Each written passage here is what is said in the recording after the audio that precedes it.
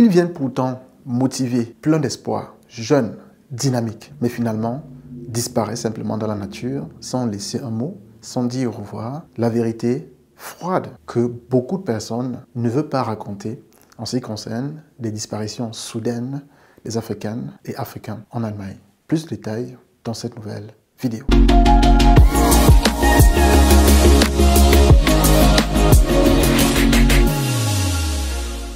Salut, moi c'est Franklin et à travers cette chaîne, j'aide les Africains dans les questions d'immigration, d'intégration et de business en Allemagne. Si toi également tu aimerais venir en Allemagne pour ces éléments que j'ai cités là, alors tu es au bon endroit. À cet effet, tu dois simplement faire deux choses. La première, c'est de t'abonner à cette chaîne et activer la cloche de notification pour ne plus rater de nombreuses vidéos qui apparaissent le lundi, le mercredi et le vendredi dès 18h à Berlin. Et la dernière chose à faire, c'est de partager massivement cette vidéo avec tes proches pour que ceux-ci puissent en bénéficier.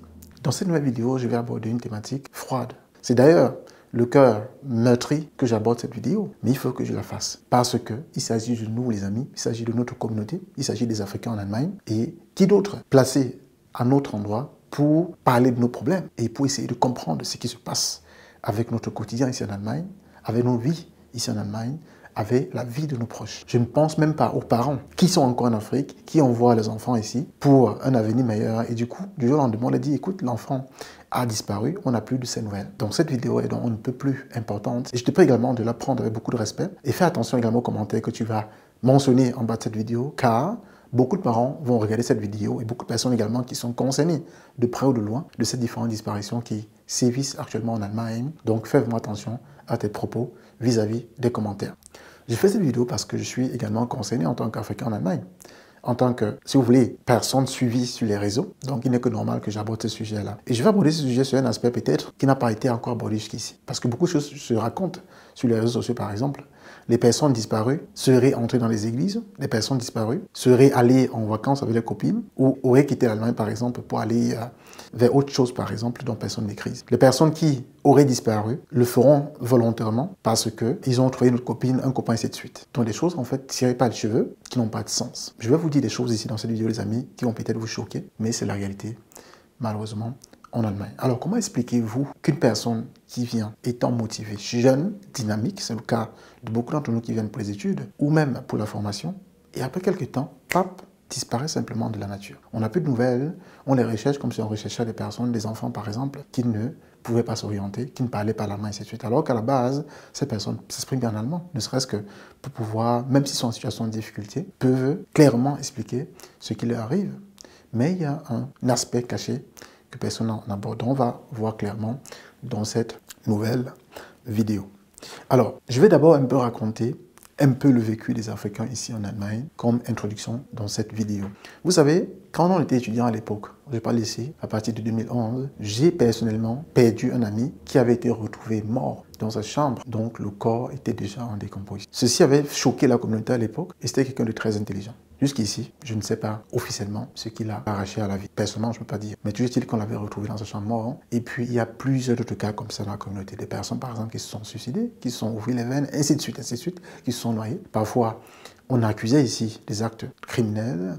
Parfois, on accusait de kidnapping, ainsi de suite. Je vais déjà, depuis m'avoir dit que l'aspect criminel n'est pas écarté. Mais je ne suis pas la personne qui pourrait apporter les éléments là-dessus. Je ne suis pas policier, je ne suis pas quelqu'un qui travaille pour la police allemande. Donc, il y a des structures en Allemagne qui sont faites pour cela. Mais si on écarte le côté kidnapping, ça veut dire que le côté criminel, que quelqu'un aurait porté atteinte à ces personnes, ou simplement les aurait kidnappées.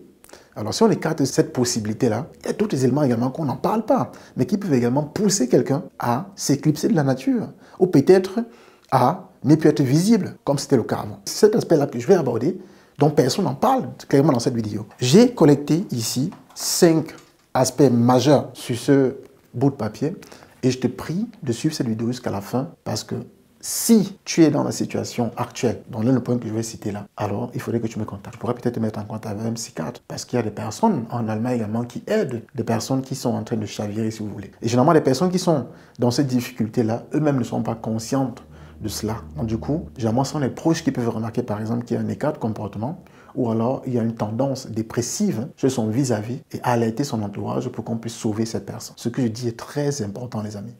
Donc, nous avons de plus en plus de personnes qui quittent l'Allemagne ou alors qui disparaissent sans laisser de traces. À quoi est-ce que c'est dû? Le dernier en date, c'est un jeune homme, plein de vie dynamique. Je pense qu'il vivait à Karlsruhe. On m'a dit maintenant qu'il était du côté de Darmstadt déjà, qui était même à mon séminaire business en 2021. Juste après le corona, j'ai organisé un séminaire business à Francfort. Il était là, présent. J'ai échangé avec lui. Aujourd'hui, il est recherché. C'est pas son l'a retrouvé, mais il est recherché. Je ne veux pas nommer le nom des disparus ici, ce n'est pas mon rôle, mais c'est de vous dire à peu près des points, parfois, non élucidés qui pourraient justifier cela, par exemple. Alors, il y a 5 raisons majeures. Et la première raison ici, simplement, c'est une expulsion discrète. Peut-être je vais vous apprendre dans cette vidéo, mais sachez que en Allemagne, il y a des expulsions discrètes. Ça veut dire que, par exemple, vous avez quelqu'un qui était à la base légal sur le plan de séjour et après devient illégal, peut-être parce qu'il a enfreint certaines règles. Pour les étudiants, par exemple, ça peut peut-être être dans la phase du cours de langue. Il n'a pas terminé le niveau de langue qui lui permet d'accéder aux études. Et il a grillé les 2 années. Et du coup, se retrouve dans l'illégalité. Et sans connaître cela, par exemple, se fait choper par la police et se fait rapatrier. Ça se fait de façon directe. Et lui, maintenant, la personne rapatriée, par exemple, par peur du regard social, ne va peut-être pas dire au grand monde qu'il a été rapatrié, par exemple. Il va simplement couper tous les ponts. Ça peut arriver quand on vient en tant qu'élève en formation, ça peut arriver quand on est étudiant. Donc, c'est une possibilité, ou peut-être quelqu'un qui est simplement en période d'asile, et puis l'asile n'est pas accordé, on le retrouve dans une situation peut-être bizarre en Allemagne, on le rapatrie, et du coup il va rentrer au calme, comme on dit parfois au quartier. Vous n'aurez plus ces nouvelles, mais il va bien. Sauf que sur le plan sociétal, il aimerait rester caché. Il y a des cas comme ça. Donc on peut avoir une expulsion directe qui est due au fait que la personne n'était plus en situation régulière en Allemagne. Le point 2, par exemple, peut également être un retour volontaire. Ça arrive également. Donc un retour volontaire vers son pays d'origine. Il y a des situations aussi comme ça. Vous pouvez rechercher par exemple des personnes. Si quelqu'un arrive en Allemagne, nous savons, la vie est dure en Allemagne. Quelqu'un peut venir en Allemagne par exemple, il se rend compte que c'est pas ce à quoi il s'attendait. La vie est difficile en Allemagne et il décide simplement de rentrer volontairement vers le pays. Pas besoin d'alarmer toute la ville pour vous informer qu'il est rentré au pays. Par exemple, il y a des gens comme ça, il va peut-être dire seulement à quelques amis ou à sa famille et s'arrêter là. Il y a plusieurs situations qui n'ont pas dans ces 2 différents cas que j'ai cités là. D'accord? Mais c'est un cas clairement à tenir en compte dans le cadre d'une disparition soudaine. Dans le cas, par exemple, où on ne trouve plus quelqu'un. Ça peut bien être l'une des raisons pour laquelle la personne n'est plus visible comme la personne était avant ce qui lui arrive. Maintenant, le point 3, il y a également le cas de changement de pays simplement. On a vu ça également à l'époque où on cherchait des personnes, après on les a retrouvées par exemple dans d'autres pays, en train de faire une autre vie par exemple. Donc changement de pays, ça arrive également. Voilà. Donc, dans le cas de 3C, dans ce cas-ci par exemple, vous avez quelqu'un par exemple qui est venu en Allemagne, mais il arrive qu'avec la culture, il ne s'en sort pas, il ne s'arrive pas à s'intégrer. C'est très difficile, il peut faire aller vers la France, vers la Belgique, vers l'Espagne, par exemple, pour tenter sa chance là-bas, pour avoir des meilleures conditions. Ça arrive également. Et dans ce cas de figure, vu qu'il va dans ce pays-là, il n'est peut-être pas encore en règle, il peut faire rester d'abord en anonymat, donc de façon cachée, et après, quand il a règle, maintenant, il refait surface. On a vu des cas également comme ça dans le passé. Donc ça peut être également une attitude qui justifie le fait qu'on ne retrouve pas la personne sur place. Ça, c'est également un cas de figure. Je ne dis pas que c'est le cas de figure pour les disparitions actuellement en cours. J'en connais au moins 5 personnes qu'on recherche actuellement dans la communauté africaine en Allemagne. Nous avons le 4e point, par exemple, et ça, c'est le point le plus dangereux. Vous allez peut-être vous retrouver ici. Isolement ou alors marginalisation. Ça, c'est quelque chose qui est très récurrent en Allemagne, marginalisation. Et ça, par exemple, les amis, vous devrez faire vraiment attention.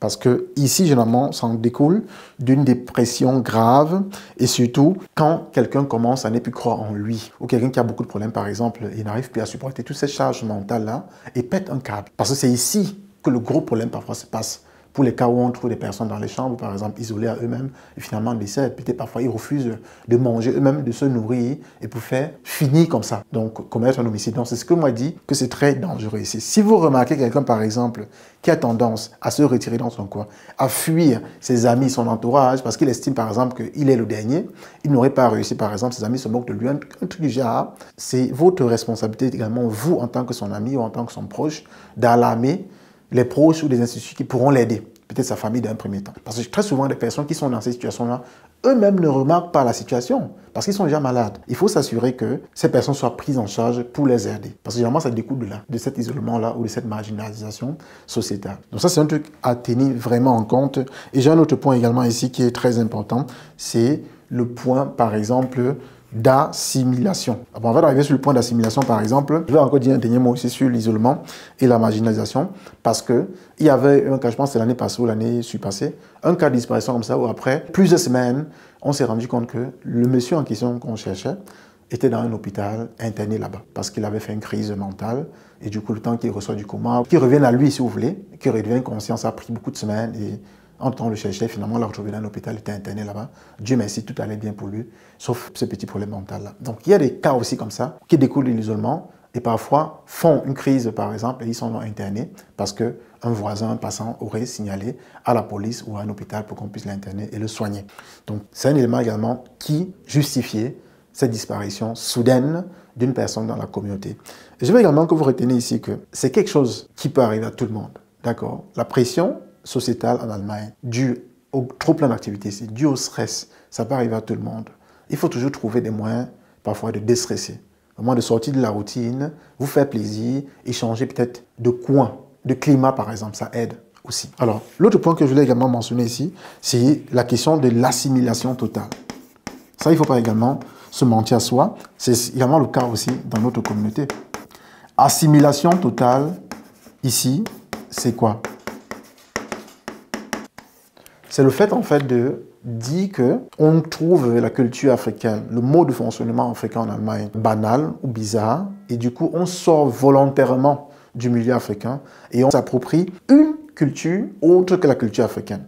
On va commencer à faire comme les Allemands ou comme d'autres communautés, par exemple, qu'on estime mieux pour soi. Ça peut être une communauté religieuse, ça peut être une communauté de prière, ça peut être une communauté, c'est pas moi, de tontine ou autre communauté. Et on décide soi-même de couper tous les ponts avec nos anciens amis qui étaient d'une communauté peut-être africaine ou mode de fonctionnement africain qui ne nous plaît plus. Beaucoup de personnes l'ont fait. J'ai moi-même des camarades avec qui on avait fait les coups de à l'époque qui ont du jour au lendemain coupé tout contact. Ça veut dire que changer d'humour, ainsi de suite, et quitter simplement inaccessible.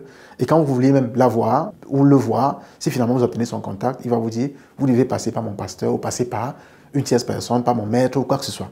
Il y a également cette triste réalité-là en Allemagne, les amis. C'est pourquoi vous devez bien choisir votre entourage. Et il était question que j'en parle dans cette vidéo pour vous aviser et vous dire par exemple que si vous constatez peut-être pour quelqu'un de votre entourage, priez de l'aide, de l'apporter de l'aide, parce que ces personnes, généralement, ne peuvent pas eux-mêmes être conscientes de ce qui les arrive. Maintenant, en conclusion, ce qu'il faut clairement retenir, c'est qu'il ne faut en aucun cas juger des personnes qui seraient dans cette situation-là. Il ne faut surtout pas juger. Vous savez, chacun fait comme il peut pour s'en sortir en Allemagne. Chacun fait comme il peut pour s'en sortir en Allemagne. Et je fais aussi à mon niveau, avec ma chaîne, pour aider ce que je peux aider.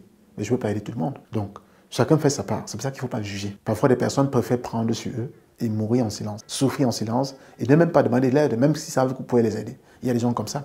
Mais je pense que ce n'est pas une bonne attitude. Mais il ne faudrait pas juger ces personnes-là. Le plus important, c'est que si vous constatez un cas comme ça de déviance, même pendant le foot, quelqu'un qui a peut-être parfois des crises, même de folie, c'est généralement des éléments précurseurs qui, déjà, si vous voulez, signifient ou préconisent déjà un mal-être profond. Parfois, vous avez des personnes très irritées, peut-être parce qu'ils ont un mal-être profond que vous ne savez pas. Donc, il faut recommander à ces personnes de se rapprocher des psychiatres, il y en a dans la communauté, pour les aider vraiment à sortir de ce tremplin-là. Et ce sont des choses qui se soignent, ce sont des crises qui se soignent, et retrouver le goût à la vie et l'espoir comme ils étaient avant la situation de déclin dans laquelle elles sont actuellement. Donc, voilà une petite vidéo que je voulais vraiment préciser et dire. Et si vous estimez, vous qui me regardez, qu'il faudrait peut-être qu'on fasse une table ronde là-dessus pour en discuter, un direct, j'aurai peut-être le temps d'organiser un plateau avec les médecins, psychiatres, pour qu'on puisse aborder la question de fond en comble, même avec des personnes un peu élevées dans la foi, pour peut-être nous expliquer pourquoi ce comportement subit et pourquoi ce tendance grandissante dans la communauté à disparaître sans laisser de traces, sans dire au revoir et sans dire ce pourquoi est-ce qu'on n'est pas à l'aise, ou ce pourquoi est-ce qu'on part, ce pourquoi est-ce qu'on s'éclipse par exemple. Donc voilà tout ce que je voulais partager dans cette vidéo. Dites-moi ce que vous en pensez en commentaire. D'après vous, quelle serait la solution pour éradiquer ce problème définitivement dans notre communauté africaine en Allemagne? Donc voilà, j'attends vos retours. C'était Franklin. On se retrouve simplement dans quelques jours pour la prochaine vidéo sur la chaîne. Réussir en Allemagne. Bien le bonsoir. Bye bye.